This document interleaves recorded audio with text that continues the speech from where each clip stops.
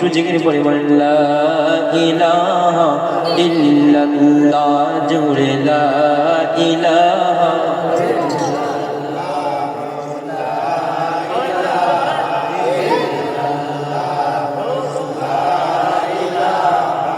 ইল্লাল্লাহ, জোরে লা ইলাহা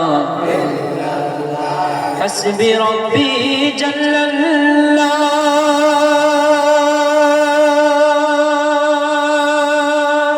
মা ফি কলবি গায়রুল্লাহ হাসবি রব্বি জাল্লাল্লাহ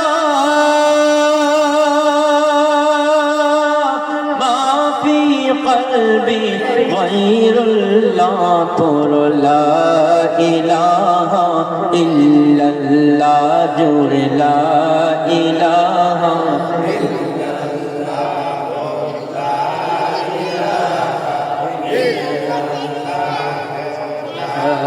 ইলাহা ইল্লাল্লাহ, লা ইলাহা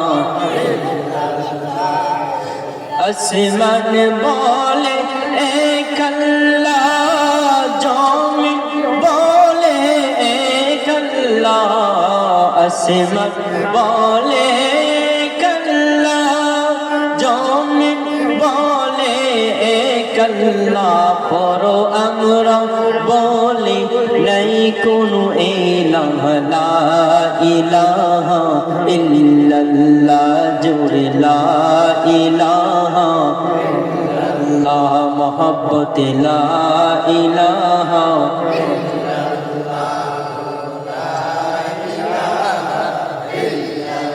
লা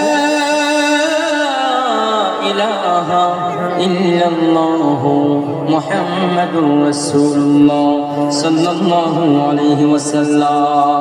এবার সকলে প্রস্তুতি নিয়ে এখন নবীর জমিনের মধ্যে জীবনের মধ্যে আমরা ঢুকে গিয়েছি। ইনশাআল্লাহ যতটুকু পারি ইসলামী হিসেবে ইম্পর্টেন্ট জায়গাগুলো আমরা তুলে ধরবো। সকলে শুনতে রাজি আছেন কিনা?